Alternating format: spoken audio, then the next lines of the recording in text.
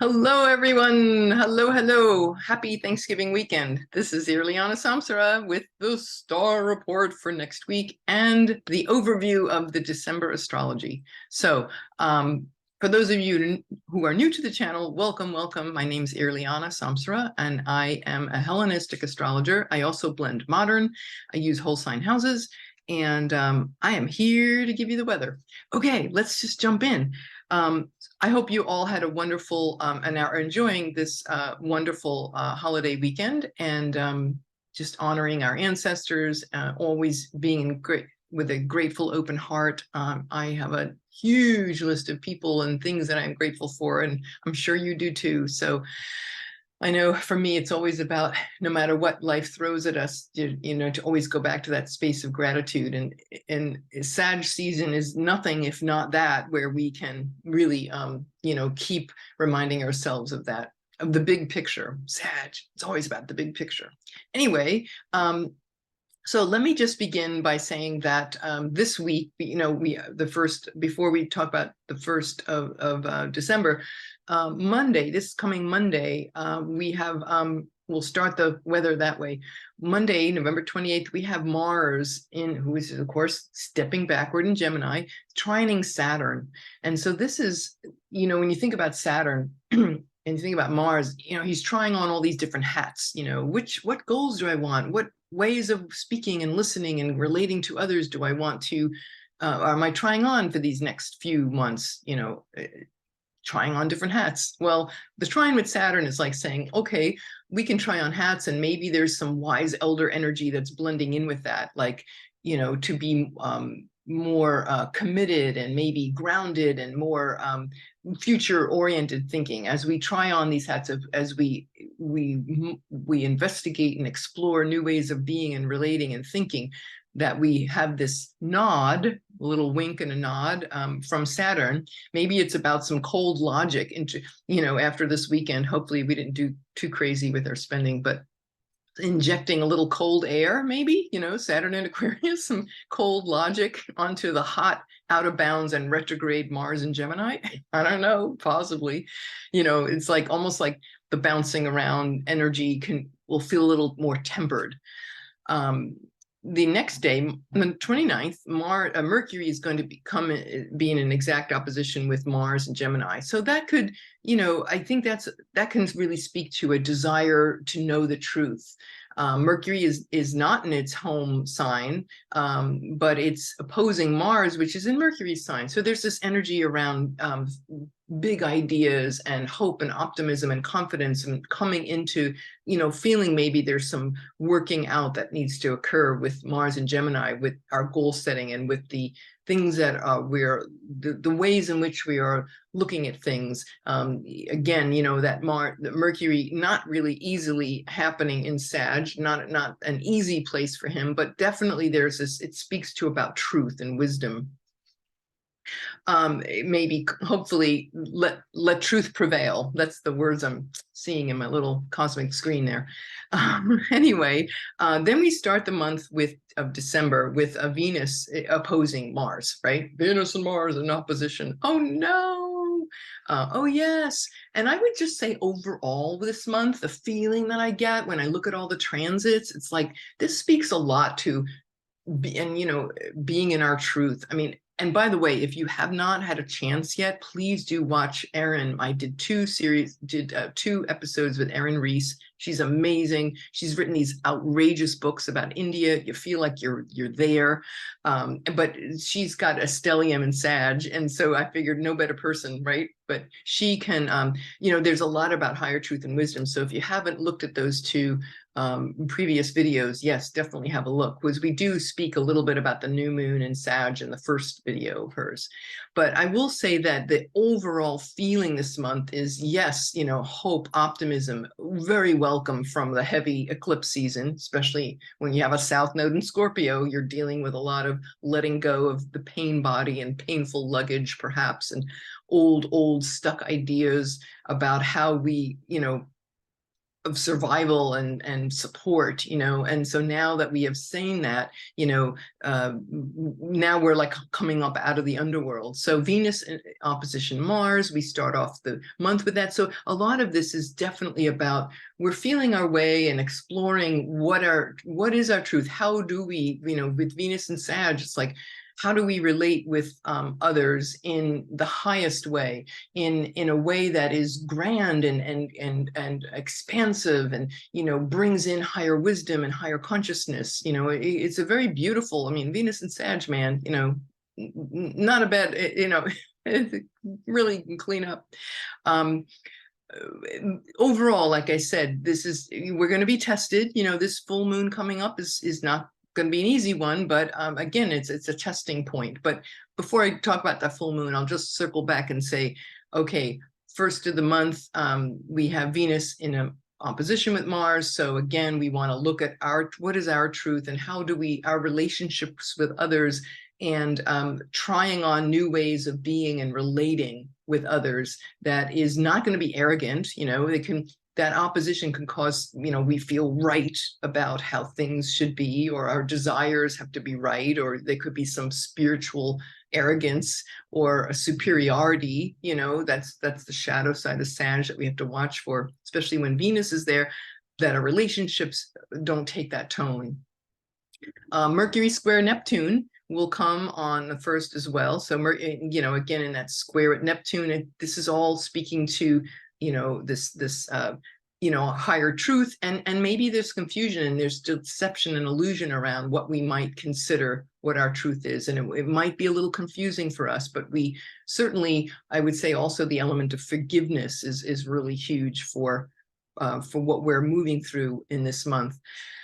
Then on the 4th, Venus is going to come into the square with Neptune. First it's Mercury, then Venus takes it on. So again, I would say, illusions and delusions and fantasies and places that we feel like we want to escape to in relationship may come up very powerfully around that time.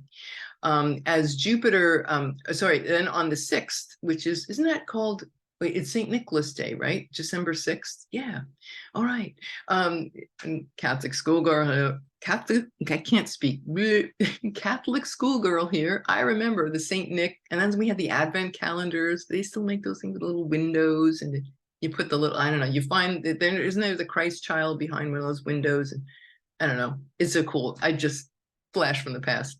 Anyway, on the Mercury will emerge as evening star around the Tuesday, December 6th. It's going to square Jupiter at 29 degrees, right? That final degrees of the final degrees of Pisces in its domicile. Mercury is going to emerge as an evening star, and when it does, Mercury evening star is more of a laid back, contemplative, like energy. It's more yin, whereas Mercury morning star is more like bristling, curious, Peter Pan, let's go check things out.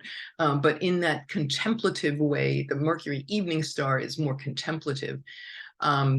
Then it's going to ingress on this late in Eastern time, late on December 6th. It'll ingress into Capricorn. So that's when it's going to gains a little more dignity. It's out of the sign of Sag, where it's been in exile, and it's going to gain some dignity. And there may be something that has a more serious tone, or something relating to achievement and goals and long-term achievement, and maybe ideas and considerations around authority and authority figures, and our mind as it plays out with all that in Mercury and Capricorn.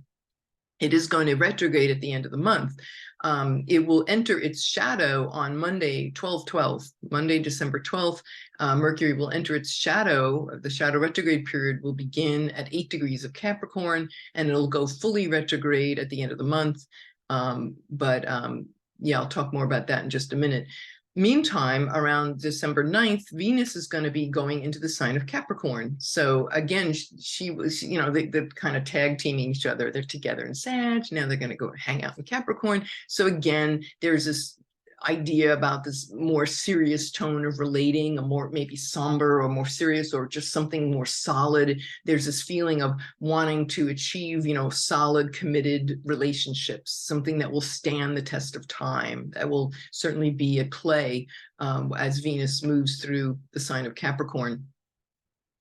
The sun on Wednesday, the 14th, the sun will square Neptune. So the sun in Sag squaring Neptune in Pisces. That could, we could see perhaps some confusion and deception around philosophical or religious differences or spiritual differences. We can also inject that element of forgiveness for maybe, let's say, for people who have hurt us over these topics.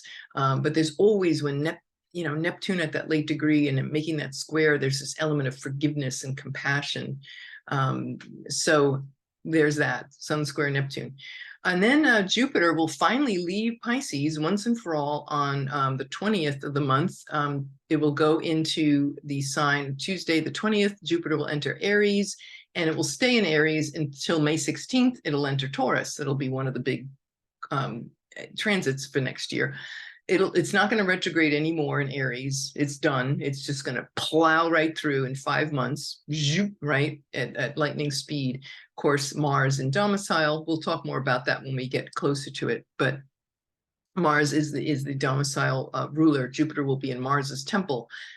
So again, this speaks a lot to finding and speaking our truth as individuals, as our God sovereign selves, you could say. So Jupiter in Aries. Then the winter solstice, or it's summer solstice if you're in the fabulous people below the equator. You guys are having your summer solstice, longest day of the year, shortest day here up in the north, and the sun will ingress into the sign of Capricorn. So the sun will be in cold Saturn's temple. This is about us being ruthlessly committed to bringing the light back. When you think about the metaphor being the light of in the winter season in the north, where we light trees and we light candles, and it's returning the solstice is when the days will start to get longer in the northern hemisphere. So there's that turning, and it's an ingress, it's a cardinal sign, it's a shift into a new season. For this one, the sun will be square Jupiter, Venus will be in a trine with Uranus, so it should be some pretty interesting value shifting here during this 3-month the ingress, which of course is its own sign. So it kind of gives us a little preview about what we can expect in these months of winter in the northern hemisphere and summer in the south. The next day, Venus will come out of its beams, out from under the beams. She's been under there for quite a while. Out from the, she's out of the underworld, but because she's been in Sag, but now she's getting further and further away from the sun. So you'll actually be able to see her. So that's pretty cool, evening star. So we'll be able to probably the next, I think when the time it happens, Eastern time, it's going to probably not show up until the following day, the 23rd, but we'll be able to see Venus once again. So once you actually physically see a planet in the sky, it has a whole different message. So I would say, like, all the soul searching that we've been doing, and this work around who we love and how we love and what we love and what's important to us, and all of this, once it emerges out from the beams of the sun, there's this idea, this is an understanding of more illumination, and the clarity and the illumination that has been gained in the last several weeks is now able to just fully be out there in the world, where we can take those insights and like bring them out. The new moon in Capricorn will be at 1 degree of Capricorn, the new moon on the 23rd. The 23rd of the month, and then on Thursday the 29th we have that's when we have our Mercury stationing retrograde. So it won't happen until after Christmas, but of course we will feel that, there could be some miscommunications, especially around like family matters or things of that nature with I think about Saturn, family lineage, ancestry. But this curiosity of Mercury stationing retrograde, hey, maybe this could be a time when you discover things around your family genealogy, for one thing. It's going to take that trip. It's about 3 weeks. It goes retrograde, but this time it's going to be conjunct Venus at 24 degrees of Capricorn, very close to Pluto, 27 degrees away. So it'll have this overtone. Again, you know, with this is the last Mercury retrograde that's going to be conjunct Pluto in the same, in the Mercury retrograde in Capricorn with the Pluto conjunction. So this deep, dark digging, you know, this is like a really juicy one. This kind of reminds me of one from last year where Venus, when Venus was retrograde, went retrograde around December, a year ago, and she was stationed right next to Pluto. So this could bring up a lot of themes that may have surfaced last year at this time about intimacy and about family and about the things that endure and the things that last. It could also be connected with, like, financially too, our own finances. Pluto and Capricorn, corporate finance, big money story here, big relationship story. So as that happens, of course, we'll cover that in more detail at the towards the end of the month. But anyway, just wanted to give you that kind of cosmic overview for the month of December. And hopefully you have found some usefulness in any of this. Let me know what you are feeling for the month of December as you get underway, and as we all get underway, greeting this holiday season of many faiths, Kwanzaa, Hanukkah, Christmas. You know, it's all there. It's abundant. All right, my dears, big love to you all, and I will see you all soon. Thank you so much for listening. Like, share, subscribe. It's always very appreciated. We're very grateful. And we'll see you soon. We got Andrea Michelle coming back. Yay. And Ari Moshi Wolf this coming week. Yes, yes, more deep combos. Yes. Okay. Talk to you later. Take care. Bye for now.